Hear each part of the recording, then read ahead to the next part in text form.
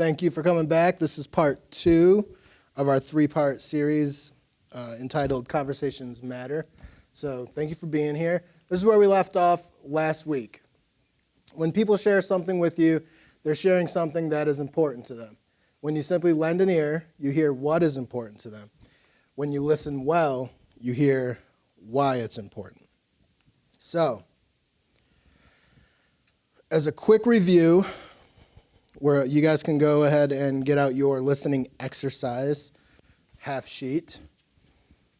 I asked for some feedback last week, and a lot of the feedback I got was that some more interaction would be helpful.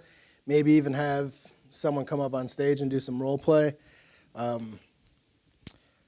Someone else can do that for sure, but didn't feel comfortable with that.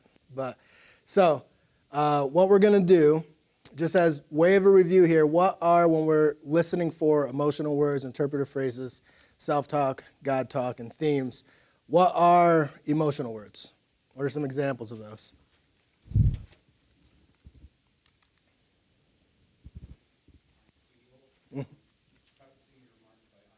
Mm-hmm. What words might you hear? Yeah, angry. Wanted to answer. All right, interpretive phrases. What are interpretive phrases? Or what might you hear?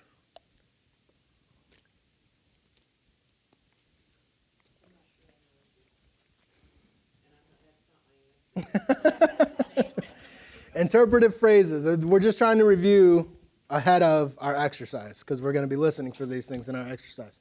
So does anyone remember what interpretive phrases are? Does anyone have an example of what an interpretive phrase or statement might be? Yes, ma'am. I guess I shouldn't have to go through this. Okay, yeah.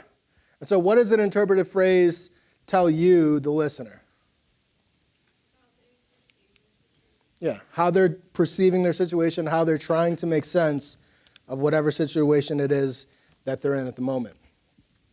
Self-talk, right? These are just statements that the speaker is saying about themselves. God talk, obviously, statements that the speaker is making about God. And then themes, how do we pick out themes when we're listening?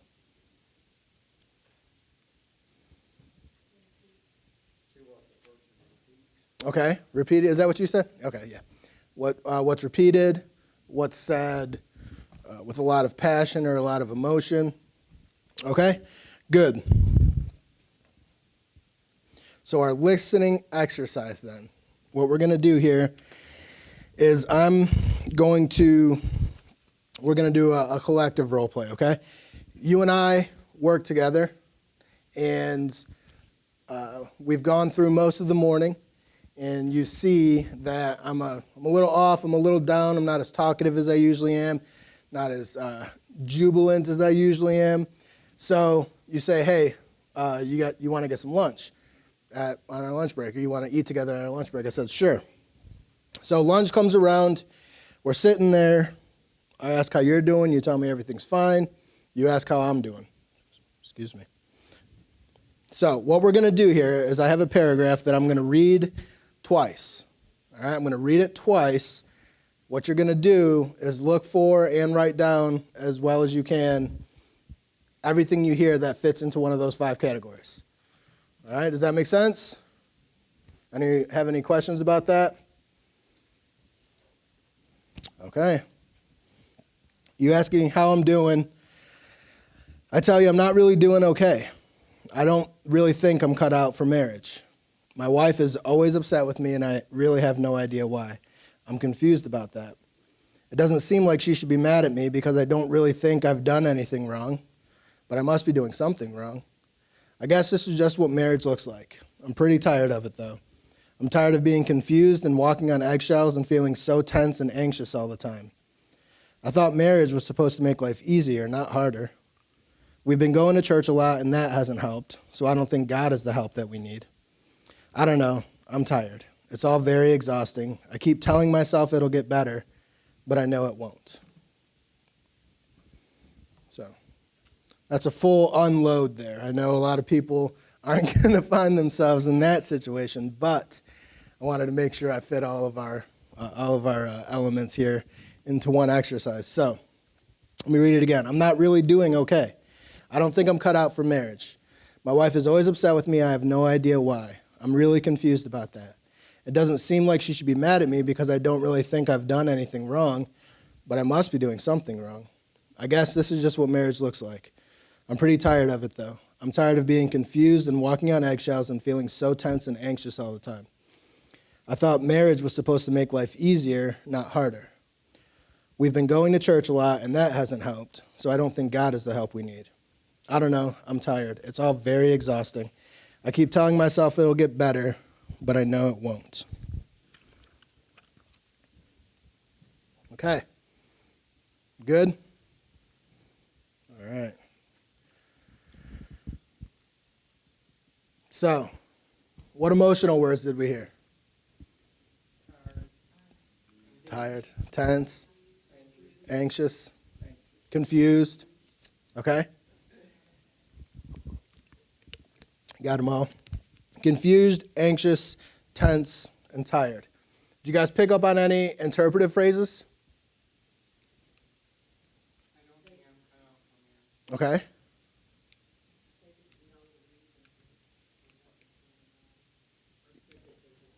Yeah. Okay. Yeah. They don't know why the situation is the way it is. Anyone else pick out anything? I don't always hear well, but I was thinking that the person said something like, I don't think I've done anything wrong, if I remember correctly. Okay. Yep. Debbie, what do you I say? got, it doesn't seem like it should be this hard. Sure. And what is there anything that cues you about to trigger you to think, oh, this is an interpretive phrase in that sentence you wrote? Doesn't seem like it.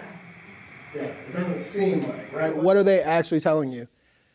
This is how I'm trying to make sense of it, right? And it doesn't seem like. So different ideas like that. Anyone else have anything? I can't remember how it finished, but I picked up on that. I must be. The must be was the. Exactly what you mean. Doesn't seem like she should be mad at me. I must be doing something wrong. All right, so these are all things, this is all the information that they're using to try and make sense of the situation they're in, right? So if she's mad all the time, I must be doing something wrong. However, it doesn't seem like she'd be mad all the time because I don't really feel like I'm doing something wrong. I guess this is what marriage looks like, right? I guess. That's another one of those trigger words that they're saying, I'm pulling at straws here. I'm just trying to make sense of the situation that I'm in, right? This is human nature. We don't like gaps of information. This is why we make so many assumptions, right? We want all of our information, we want all of the information, and we want it to fit neatly and nicely into categories. And so these interpretive phrases is that process that someone's going through of trying to make the information they have make sense. And a lot of times in their interpretation, what we're left with is we understand we don't have all the information. We don't like not having all the information, so we have to find some way to make it make sense. Or we just say, it doesn't make sense. I guess this is what marriage looks like. I thought marriage was supposed to make life easier. All right, did you guys pick up on any self-talk statements? Not going to work.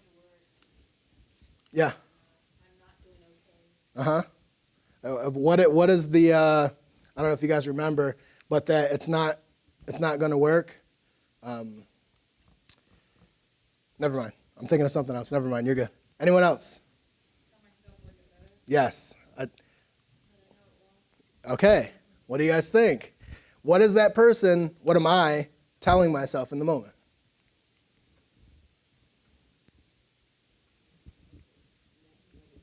Yeah. So I try to trip you guys up with this. I keep telling myself. That's obviously something we're going to label that self-talk, right? If I'm telling myself something, that is literally the definition of self-talk. So I keep telling myself it'll get better. That's not what I'm telling myself. What am I actually telling myself? It won't, but I know it won't. Right? That's the self-talk. That's what you want to hear, and that's what you want to cling to, is that I'm telling myself over and over again, it won't get better. I don't think I'm cut out for marriage. It won't get better. Any God talk? I've been to church. It doesn't help. Anything else? Yeah, God won't cut it. God isn't helpful. Church doesn't help. God can't help. All right, so what themes did we pick up on? Yeah? Tired? I've done anything wrong. Yeah. Confusion, right? Hopelessness. I'm tired. It's hopeless. I don't get it. I'm confused. So, now then, what questions do you think would be good to ask when it's your turn to talk? I've just unloaded on you. You've sat, you've listened as well as you could. Your turn to respond. What are some questions that pop into your head? I think we should tell them how to fix it. I can definitely tell them how to fix it. Give them a book. Ask how long this has been going on. How long has this been going on?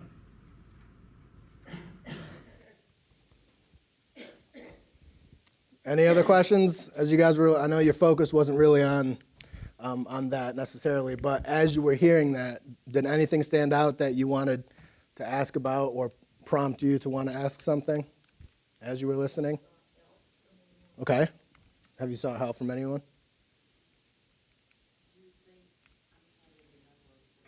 said that asking them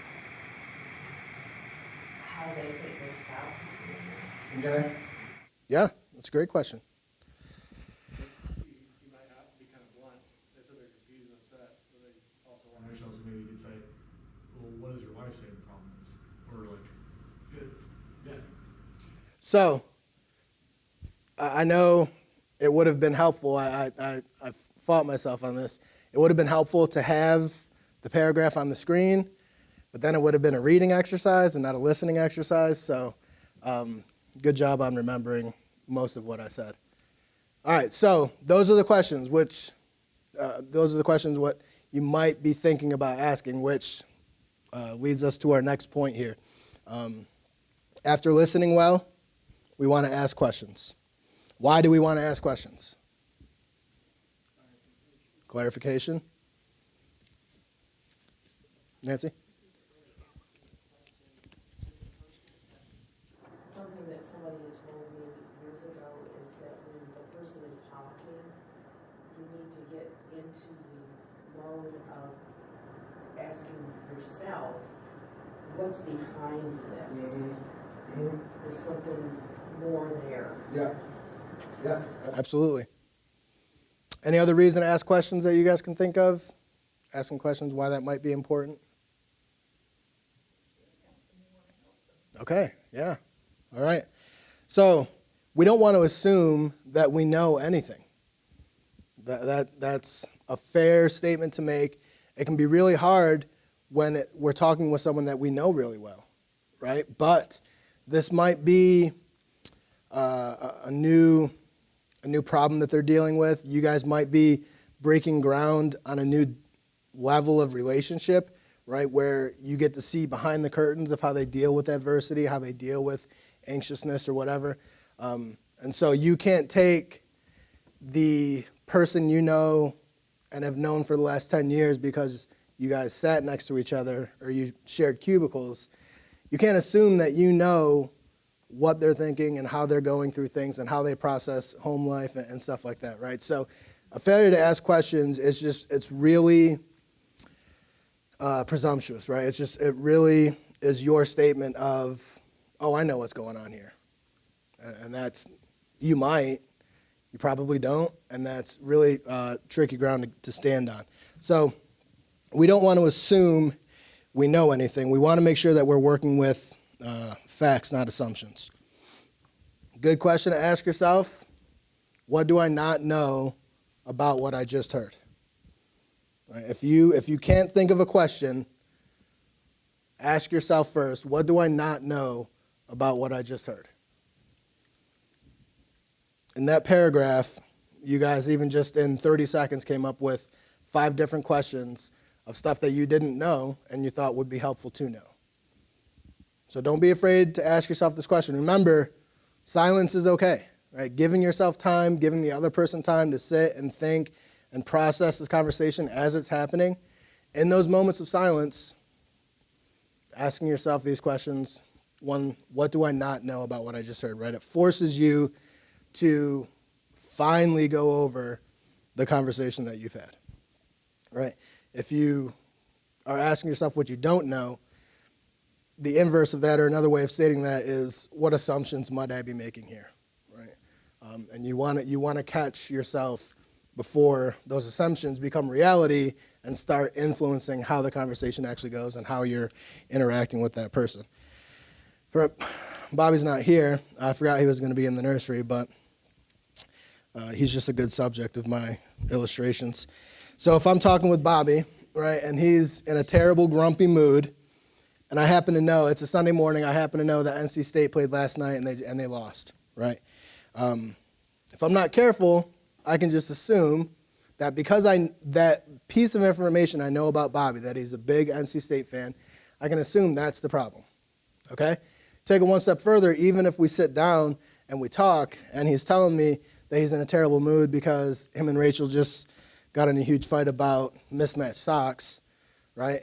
I can still make an assumption and say, walk away from that conversation thinking, people really just need to stay away from Bobby after NC State loses, right? And so that is my assumption guiding and really overruling that moment in that conversation.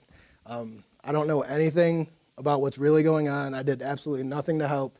And my most likely false assumption just further ingrains what I think about Bobby and who I think Bobby is and what I think matters to Bobby, right? And so assumptions are terribly dangerous, even with some of your closest friends. You never know what new information you can learn about someone through these seasons of adversity. When we assume that we know them, we're not allowing them to change. We're not allowing them to show us who they are and where the Spirit might be able to work. Does that make sense? Okay, good. Asking the right questions helps us get to the central issue. Like Nancy mentioned, listening for what's behind the scenes here. These are the words this person is saying. How do I get behind the words to the central issue?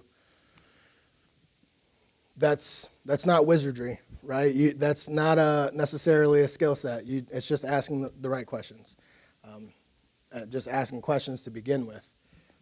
You'll get below the surface eventually, especially by asking good questions. So there's 2 types of questions that we can ask. Of course, I always forget to mention this, but if you guys ever have any questions, any comments, anything you want to say, please feel free to do so at any point in time. So the first set of questions, there's a bunch. There's a bunch of different categories of questions.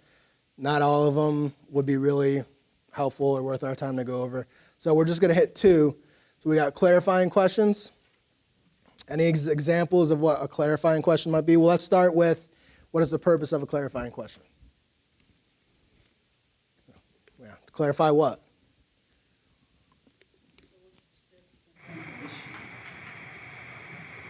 Even staying on the surface, right? I mean, you might actually need clarity on, what someone just said, right? So some examples. Can you help me understand, what did you mean by, did I understand you correctly when you said, this is what I heard, did I miss anything? So we're looking for concrete answers here, not necessarily yes or no type answers, but what we're looking for is something concrete. Did I understand you correctly when you said that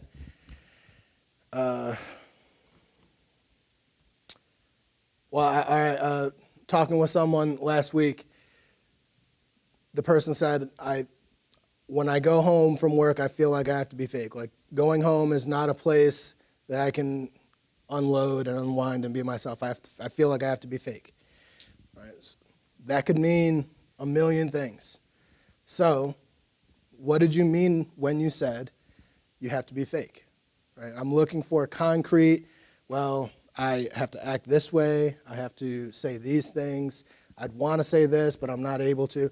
Right? So when we're asking clarifying questions, we're looking for concrete answers. Like I said, not necessarily yes or no, but just not open-ended in the sense that open to your interpretation. We need something written in stone necessarily. Any thoughts, questions? Need any clarifying there? Okay.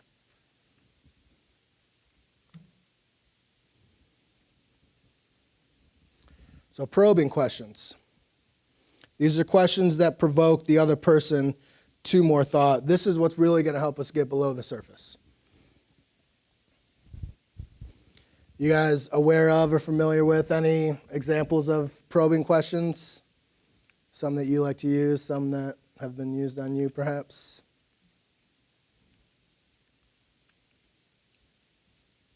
Tricky because you don't want to ask leading questions either, making assumptions. Yeah. And leading questions can have their place. But yeah, when we're looking for information, we don't want to lead them to the information we want or we think they should have, right? We have to do this process open-mindedly. The purpose of this process is to know more about them, to know more about their situation, to know more how they think through things, how they're feeling through things, how they typically respond to things. So yeah, we can't lead them to our assumptions or we can't lead them to what we want them to know. At this process, really all we're trying to do is learn. So some probing questions, right? Like I said, they're questions that provoke the other person to more thought. So what do you think would happen if? Why do you think you reacted that way? How did you come to that conclusion? Right? This helps us see the process that the person uses to think through things.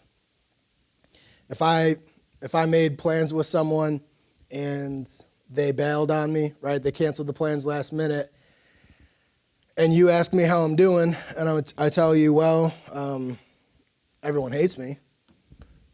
Then if you just say, you can go with that, you say, oh no, that's not true, or that can't be true, or I don't hate you, I love you.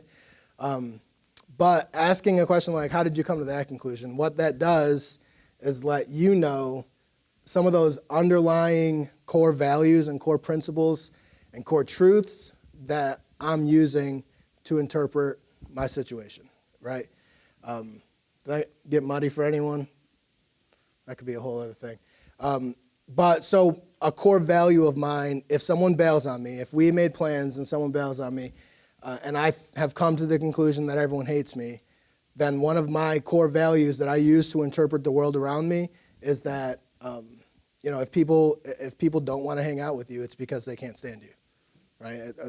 There's nothing else that can come up that would make me think anything other than everyone hates me. I'm unlovable. No one would ever want to be my friend.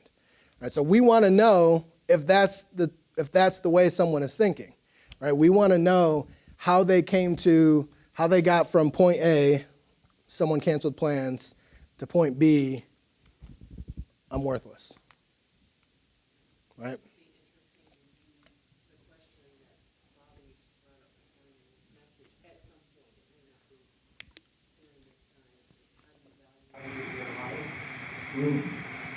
Yeah, that would be very good.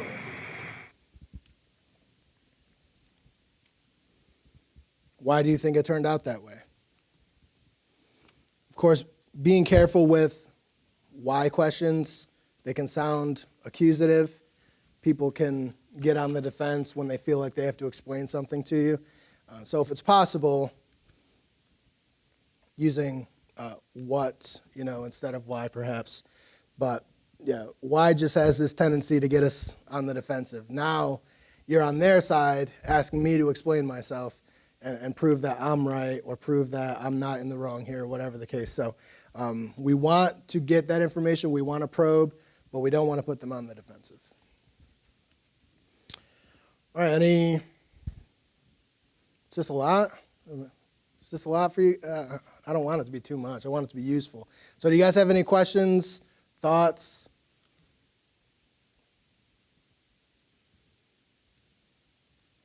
All right. So going back to our example, I'm going to read it one more time for you. Going back to our listening exercise, I want you to be thinking as I read through it, what do I not know about what I'm hearing? What do I need to know? What probing do I need to do? What clarification do I need? Okay? I'm not really doing okay. I don't think I'm cut out for marriage. My wife is always upset with me, and I have no idea why. I'm really confused about that.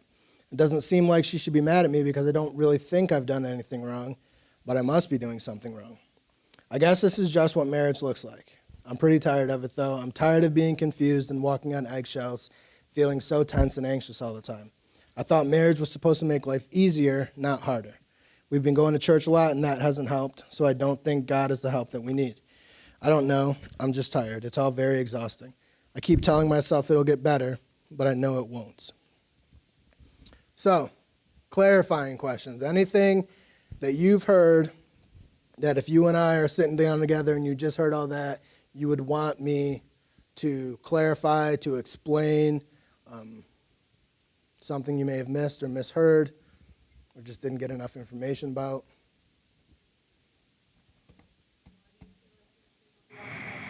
Okay. Is there something that recently happened? Okay. Causes these feelings? What are we looking for when we're asking clarifying questions? Yeah. You guys remember the word I used? Looking for something concrete. Right? So we don't want more at their attempt to interpret or process. Right? We're looking for concreteness. So did something just recently happen? You know, that might be a good question, which would probably tie into why do you feel like you have to work on eggshells? It probably would lead them to give an example. So what other concrete information could you be missing or could you ask about? Yeah, Danny. Okay. You think that's going to clarify something for you, or you think that's going to cause them to think more? It'll cause them to think more about it. Yeah, I think that probably will. Probing question. Good question. What about marriage makes you tired? Okay. Yeah. Good. I just have a couple more, but there's a lot more. These were all good. How long has this been going on? I think, Susan, you mentioned that earlier, right? Did this start yesterday? If this started yesterday, this is probably what? Probably a little dramatic, right? Probably a little bit of an overreaction. If I'm talking about always walking on eggshells and just being exhausted, but the first fight we ever had was yesterday morning, then there's definitely something other to address than just our marital problems. So how long has this been going on? What kind of things does she accuse you of? I think that was mentioned in some way, right? Like what is she actually mad about? I mean, what does she tell you is the problem? Well, I forgot to finish the sentence there. I was hoping I had it in my notes, but it's wrong there too. What did you mean when you said, I guess this is what marriage looks like? Right? We're looking for something concrete. I need to know what specific information is helping you form these statements. This self-talk, this interpretation. Honestly, what we want to do here is we want to think the way they think. Does that make sense? We can't think the way they think if we don't know what information they're using and how they're using it to form their statements and thoughts and so on. I know this really seems like a lot, like this is really heady stuff and like this is just stuff for counselors, but we do this. This is what we do in conversation. So much of professional counseling, there's like at least 2 counseling theories and techniques that have literally changed their name to accommodate the fact that this isn't just a formal 50, 55-minute counseling session where this is helpful. Right? We see this in job interviews. We see this in relationships. We see this over cups of coffee at people's dinner tables. Right? So like motivational interviewing, for one, that was specific to counseling and was only used by counselors for a long time, and then it just started to realize this is just how people communicate. The counseling field has labeled it and claimed it as its own for a while, but I say often that counseling is just paying attention to how you communicate. I mean, there's just a lot of aspects that in our daily conversation we just kind of gloss over because we've been communicating since the day we were born. I just think in counseling you just pay more attention to the finer details of communication and what good communication actually looks like. So if that's the approach we're taking here, if we're committed to that here as a means of building a culture of discipleship, I think that's a pretty good means to that end. So what we're doing here, like I said, especially with clarifying, we're trying to think the way they think. So what we're trying to do is get them to tell us how they think. How are you thinking is not necessarily a good question, right? Probably not one that you're going to get a clear answer on. So we ask questions different ways. What did you mean when you said, I guess this is what marriage looks like? So what does that tell you, right? When I answer that question, what did you mean when I said, I guess this is what marriage looks like? And I tell you, well, I thought marriage was, supposed to be easy, you live life with your best friend. It's just a big party, with someone who you're living with for the rest of your life. That type of information is definitely going to be helpful. I think maybe Adam mentioned this. How do you know she's mad at you? What type of concrete examples are we looking for here? I just told you, concrete examples. What is the last thing she told you that she was mad about? When she came busting into the room and was yelling at you, what was the problem? Did you leave the toilet seat up, or have you been talking to other women, right? I mean, what is the last thing that she was mad at you about? Any other clarifying questions that you guys might have thought of? Using that tool of what do I not know about what I've just heard? You mentioned about, they tried church and they tried that. Could you ask what did you assume you would get out of trying that or trying to? Yeah. You would have to wait until it was probing question time. That's a good question. That's a probing question. I have that one down. So, probing questions, right? Not looking for concreteness here, but we're looking for more pattern of thought, process of thought, things like that. What did you think marriage would look like? What do you normally do when these things happen?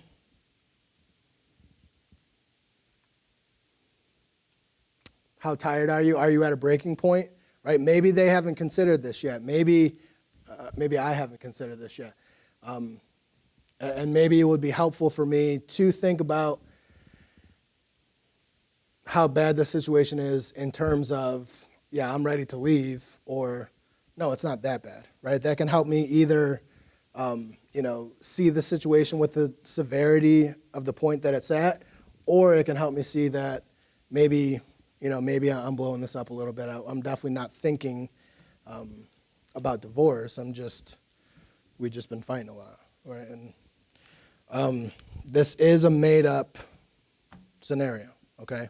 I wrote this in my office, so this has nothing to do with me and Hannah. I'm not tired, and I'm not at a breaking point. How do you know it won't get any better?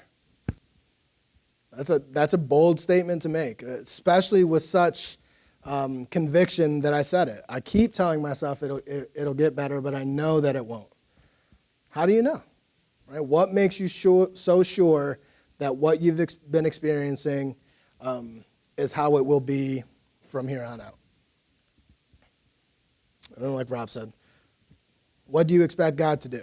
Right? You had some expectation of what God or church was going to provide, and obviously God and church did not live up to it, or else I wouldn't have made that statement that I did. So then, I probably haven't thought about what I actually expected God to do, or what I actually expected the church to provide. So it would be helpful for you to help me think through that.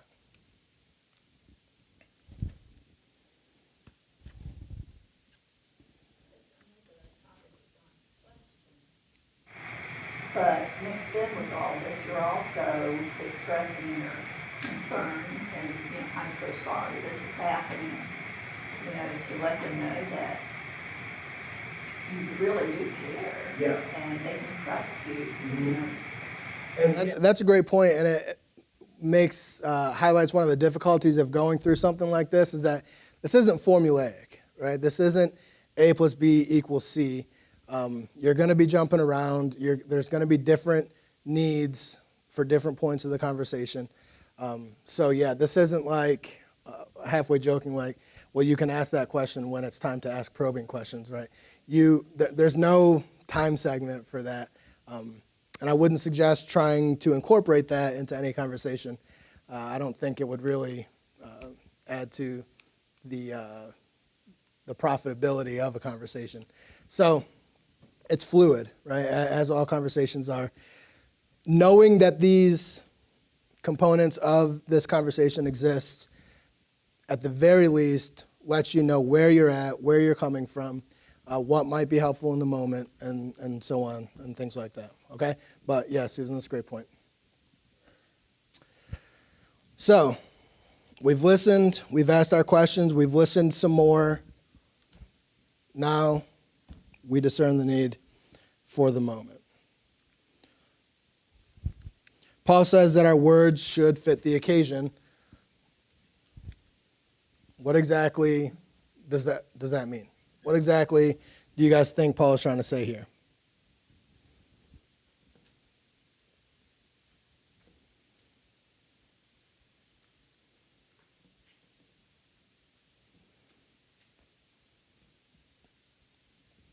I'm talking about a baseball game.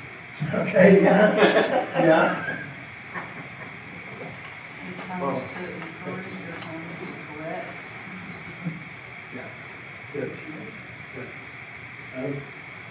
Maybe not be time to talk about yourself and confirm the heart about your own marriage and potentially dying, and you might be something yourself, but it's not how it's like, Yeah.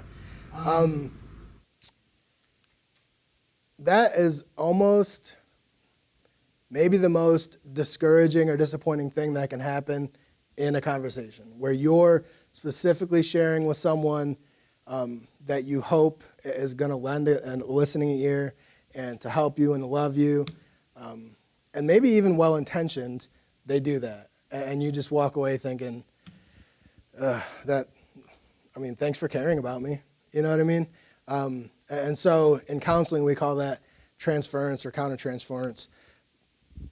And so that's why I say, like, counseling, I guess counselors just care more about the details of conversation or communication, but being very aware of how is the information that I'm hearing affecting me, right? And in my response, how affected is my response by what you've just said? Does that make sense? Did anyone follow that? Did you guys all follow that? Okay, yeah. And so not being aware of that, you think, oh, I've been there before, and now you have your opportunity to talk about it, and you've just totally blown the other person off. There's almost nothing more discouraging than going to someone to be heard and not feeling heard at all. So that's a great point. So what Paul means when he says the words that should fit our occasion. You know, if I came home from work and I asked Hannah how her day was, you know, I was thinking that, this one's a side note, but you know, Bobby's better than I am because he's made that pact with his family that they won't be used.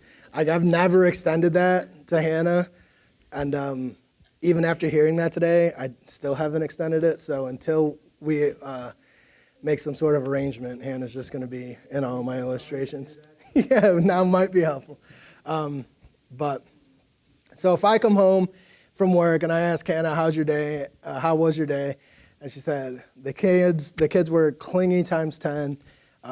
Pierce wouldn't let me let him down for 5 minutes. I literally had him on my hip all day long. I haven't had anything to eat besides the water I'm able to sip throughout the day. And as a result of hearing Bobby's message this morning, I say, well, you know, this just sounds like it might be your cross to bear. That probably not, right? Right? So, it does fit the occasion. And that's the point. Here, right? He's not trying, he really wants to make it clear that all of what is in the Bible is true and useful and good for edifying. But there are times where some is more appropriate than others, right? There can be no argument that what I said in that moment isn't true, right? I mean, Jesus himself said it, take up your cross. That's not going to be the most helpful advice or response that I can have to my wife in that moment, right? So, as fits the occasion. And that is going to go a long way in what Paul says all communication should do. It should build up, and it should give grace to those who hear. After you've listened, ask yourself, what does this person need right now? We have a lot of ideas of how to help, of what to say, what might be good. A very easy and effective way to narrow all that down, what does this person need right now, in this moment?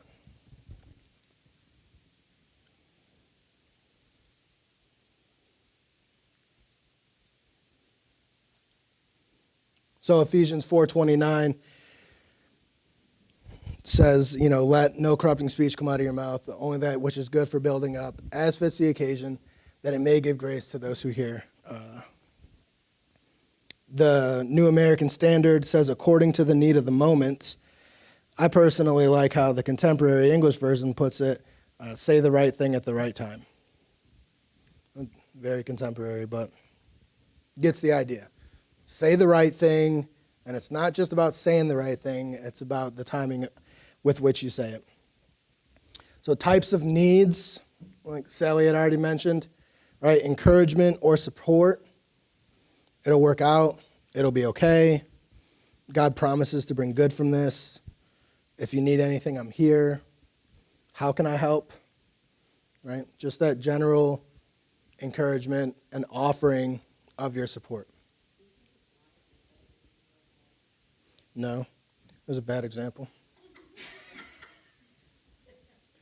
I guess I can't say that universally. I guess I can't make a rule of it, but more often than not, you can't promise that it will be, you know what I mean? But if there's ever a situation where someone is just like really overreacting, you know what I mean? Or, you know, if their kid has a runny nose and they've been to 3 doctors and the doctor said, yeah, it's just a runny nose, you know, you might be able to say, it'll be okay. I think it'll work out, you know, but even still, you are kind of going on a limb because you can't guarantee it, but Carly. There are phrases kind of like that, but more in like the Christianese circle that we should be careful with because of how, for example, something I've run into is not everybody finds, at least right away, encouragement in something like God is sovereign, he's in control, you know what I mean? Because then they're like, but then why would you know? Whereas other people take a great comfort in that. Yeah. Do you feel like that is something that you should just like weigh the situation or by the person or?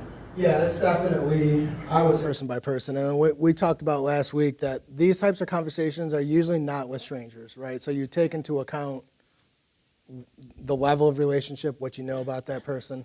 But yeah, I mean, it really is as fits the occasion, also as fits the person, right? Like you have to know who you're talking to. But that's a good question. Rebuke or correction.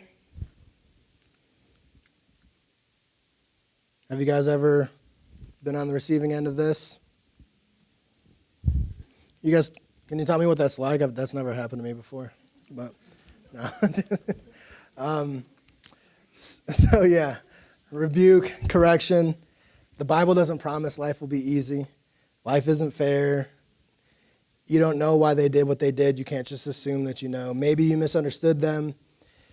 Maybe they just handle things differently than you, right? So this isn't always harsh, right? This isn't like you need to get in line or you're a sinner, right? I mean, some of that correction is very helpful and doesn't come across as a rebuke, right? Just that idea of, well, maybe you misunderstood.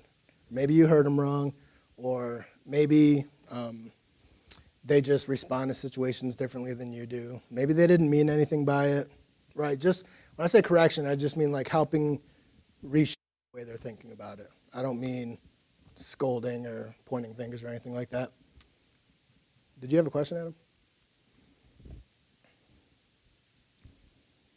So when we do have to rebuke or correct strongly, we often will turn to speaking the truth in love, right? Well, I know this is hard to hear, but you have to hear it. This is truth, and I'm speaking it in love. Let's just be mindful of how Paul uses that phrase, speaking the truth in love. Does anyone know the next phrase, the next part of that verse? That we might grow up into him, Christ, who is the head.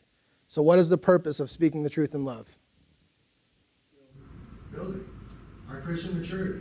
So that what Paul says right before that is that so that we can grow up into full maturity so that we're not tossed to and fro by the winds of doctrine.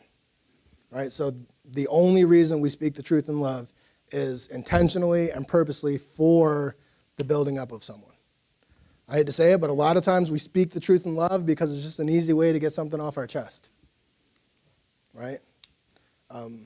So something we've been wanting to say to someone for a long time, and we see the opportunity and we pounce, right? And then we get to say, well, I love you. I'm just speaking the truth in love. R.C. Sproul said that if it's not said kindly, it's not said in love. Right? So it doesn't matter. It doesn't matter what you say. You can't say you said that in love if you screamed it at them, if you used sharp words, if you tore them down, right? Because love is the investment in someone else's Christ-likeness, someone else's Godward movement. You can't claim that what you're saying harshly and rudely and angrily is your purposeful, intentional investment in their godliness. So, if it's not said kindly, it's not said in love. Any thoughts or questions about that? Comments? So something like, you brood of vipers. Advice and counsel. Is moving on. Yeah. Jesus had a different set of rules, communication rules.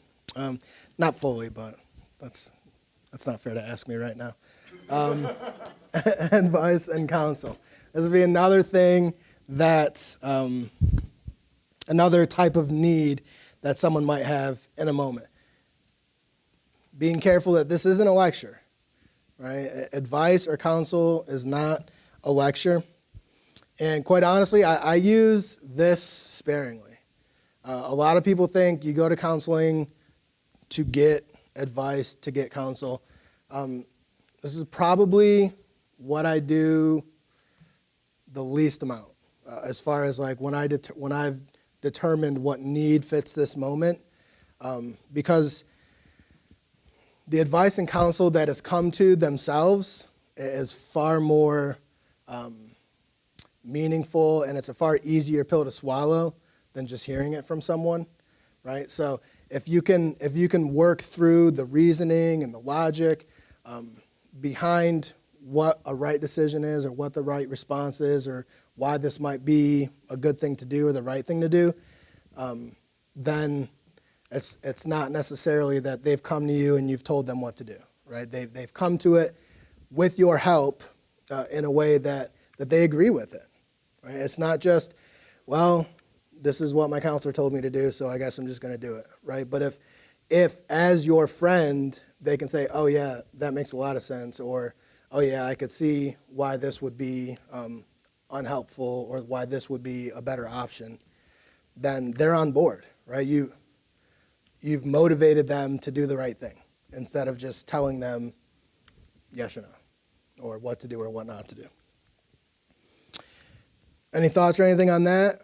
I know some people that's kind of, and honestly, that was my bend when I first started out counseling. I was actually pretty shocked when one of my clinical supervisors told me that's not what counseling is. So thankfully, that was a long time ago, and it was early on in my career, so I spared a lot of people a lot of bad advice. But that's just one really helpful thing to remember, is that even in a situation you're not a professional counselor, but you feel like it's your opportunity to provide advice or counsel, there's a much more effective way, a way that makes it stick better if you're not just lecturing them or lecturing at them. Does that make sense? I think they have a thought process, help them develop one to, it's in the right direction. I think if the person leaves feeling that they are now in a good place, a better place than they were. Exactly. And if you've taken them through that process, you've now equipped them to do it again in a different situation. Or if the same situation comes up, you've given them a pattern for thinking through it, and then also they have a pattern of thinking through a lot of other adversity and situations that might arise.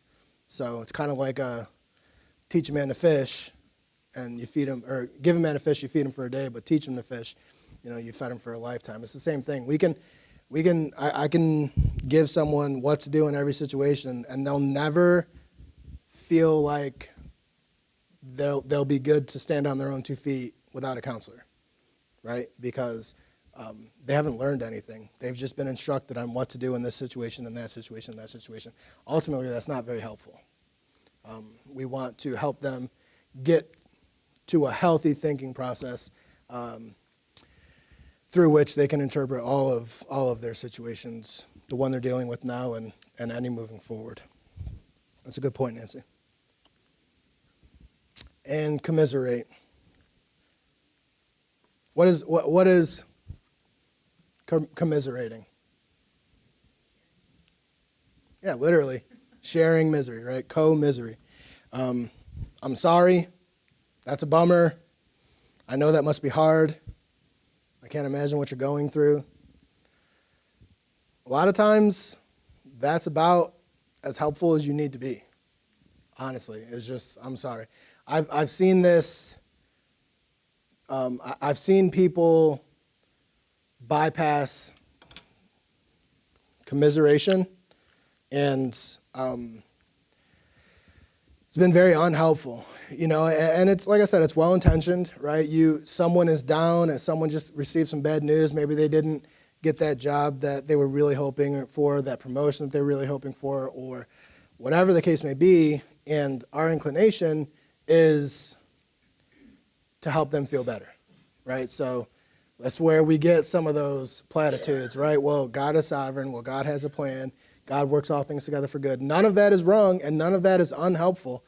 But sometimes what is helpful is just, I'm sorry, I know you really wanted that job.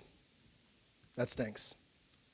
And that's okay, right? That we get uncomfortable, and we'll talk about this next week, but our initial response to someone's discomfort is to what? to ease the comfort, right? Nobody likes to sit there. No, we don't like to sit in our own discomfort. It's exponentially more irritating to sit in somebody else's discomfort, right? Look at Job's friends. I can't imagine what they were going through for 7 days, right? What was going through their head, what questions they might have had, how many times they wanted to speak.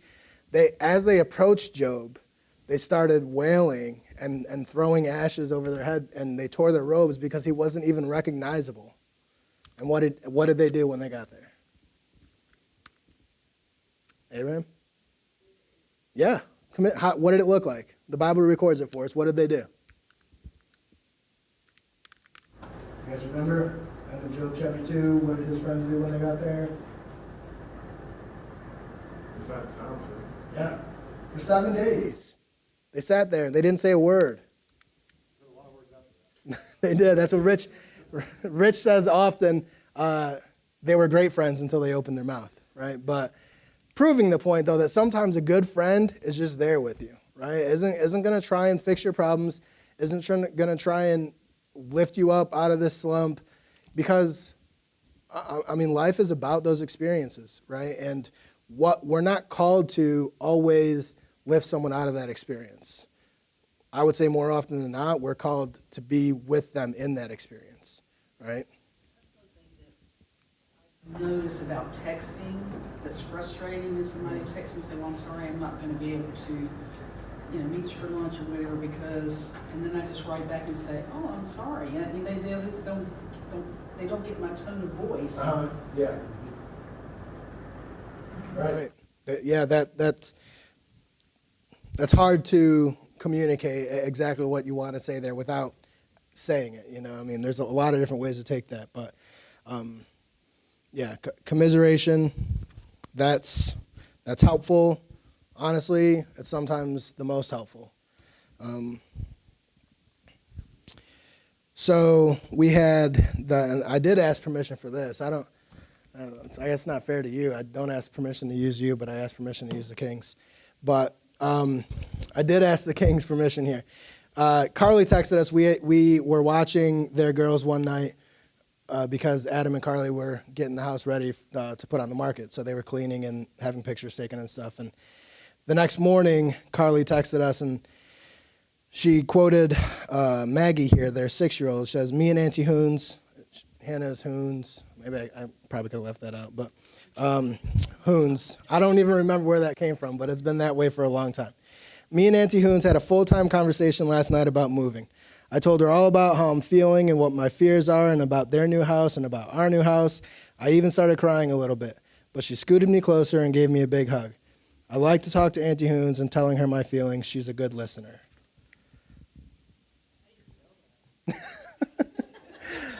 We got to leave some mystery here, okay?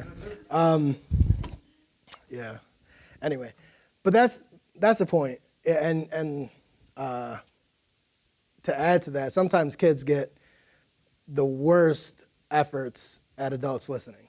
I mean, it's natural, though. They're the easiest to interrupt. They're the easiest to not pay attention to. Sometimes you make concerted efforts to tune them out. So sometimes we're even very intentional about not hearing what they have to say. And so, kids a lot of times get the brunt end of it. But even what a cool real-life example of how important listening is, and then taking it further, just how important it is just to be there with someone. Even a 6-year-old, how much that can be impacting and influential. So, any quick thoughts, comments, questions?